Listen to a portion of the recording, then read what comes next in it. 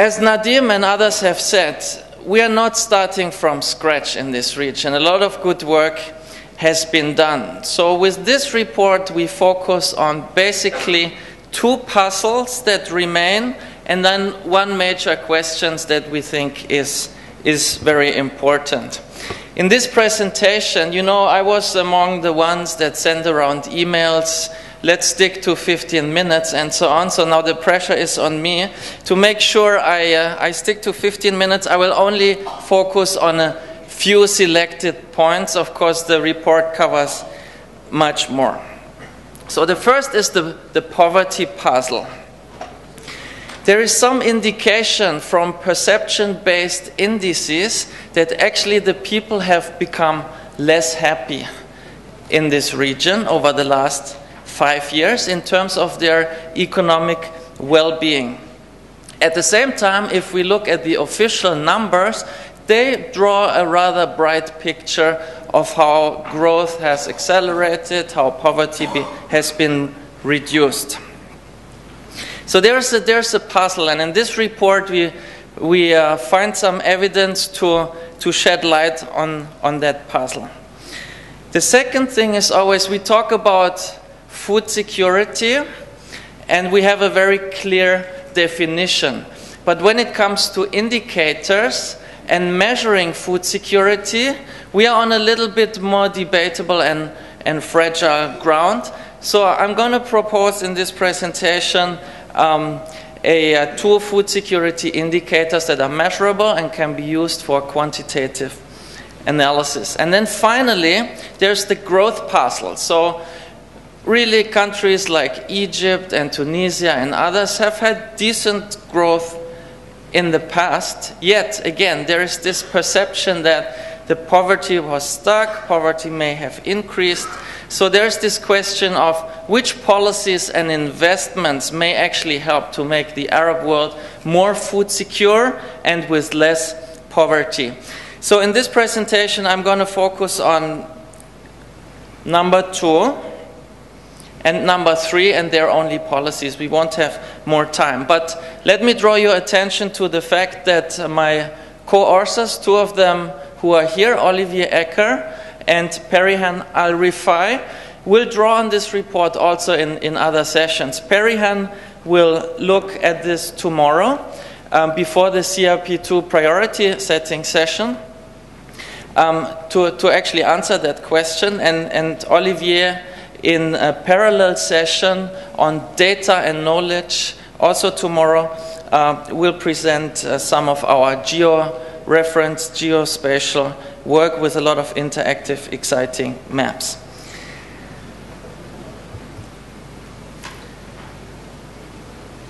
Let us briefly review the framework of food security, and I really want to just make 2 points here and not go into big detail. The first point is that we have a macro dimension of food security and we have a micro or household level issue of food security. And in addition, there are several sectors of the economy that we think are particularly important for improving food security. And you will see when you look on your program, to some extent, this conference is organized around this framework. So we are now in the kind of macro session, then later on we'll have agriculture, water, climate change related issues, then we'll move on to trade, infrastructure, and then also public health, education, nutrition is a separate section, all very relevant for food security. So now the big question is, how can we measure macro and household level food security? Let's start with the micro. So the official definition is, in a nutshell, all people have access to food. That means, obviously, at this micro level, we have to look at households. Not only rural, but also urban, and not only farm, but also non-farm households.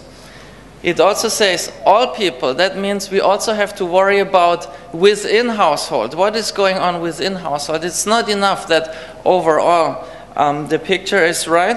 and we suggest an indicator of child undernutrition, child stunting, because in our opinion that best captures the most vulnerable household members, which are the children between 0 and 5 years old. So we put together a map that I will show you in a second of how the Arab world plus Turkey and Iran fares compared to the rest of the world in that micro level indicator. Now, when we come to macro, what do we actually mean? I mean, a lot of people think, okay, we have food supply, agricultural production, and we have food demand. And there's always a deficit, and that is trade. And that is the simplest definition that we can possibly think of. So how can we improve food security? We can increase agricultural production domestically, obviously, but we can also increase food imports.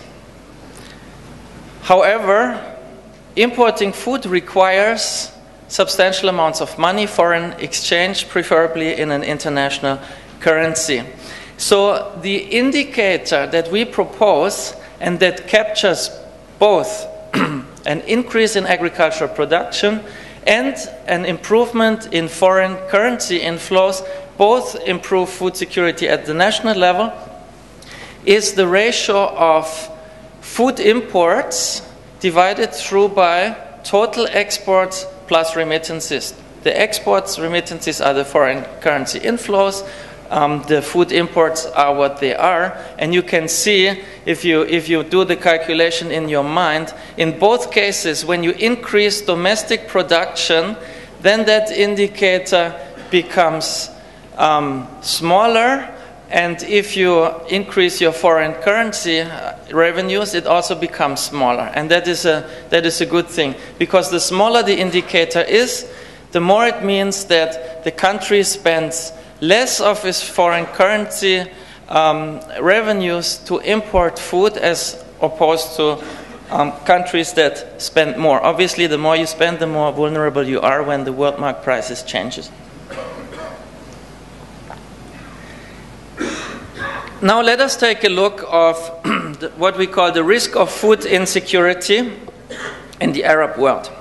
So here you see a mapping of the household level indicator, the child stunting. The way this map has been done, we take countries from all over the world for which the data is available, and we divide them into 5 groups according to quintiles, consistent with poverty quintiles, so that those colors compare to the rest of the world and put the Arab world into a perspective.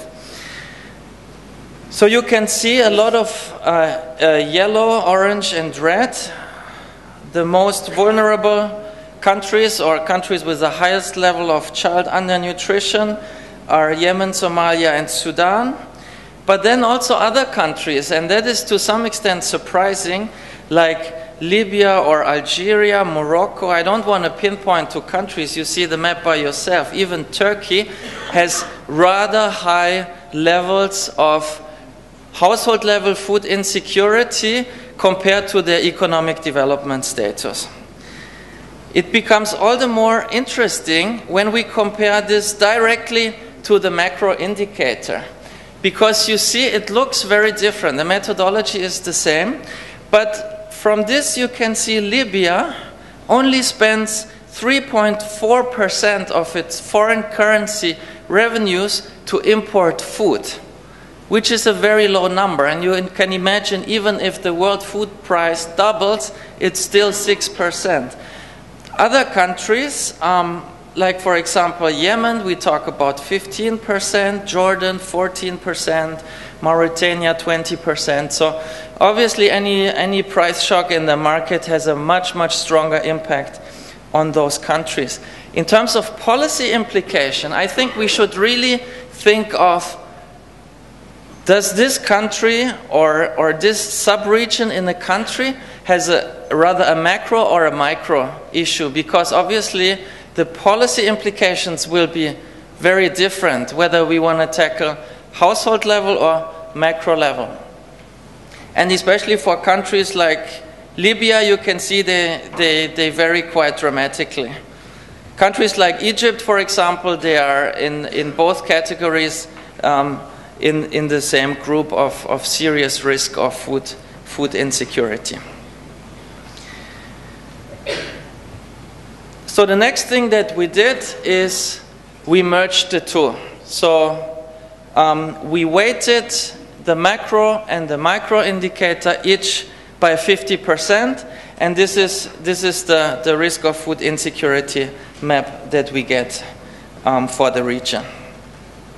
So coming to the next question of which policies and investments can improve food security, we follow a rather quantitative approach of cross-country regressions, and we use the same indicator that we used to construct the typology, child stunting, as a very good proxy for food security. And again, we compare the rest of the world to the Arab region in terms of how has growth translated into poverty reduction and how have investments translated into food security. And in this presentation, I'm only going to show you a few selected results on the growth story. So to your left, you see the Arab TI region, that is Arab plus Turkey and Iran, and the rest of the world. If we look at the first line of GDP, we'll see that in the rest of the world, and consistent with the literature, growth leads to a reduction in child stunting and an improvement in food security. However, we don't see that same relationship in the Arab world, which gives us a strong implication of there's a lot of scope for improving the trickle down and the poverty and food insecurity reduction effects of economic growth. What is also interesting is this potential seems to be especially large in the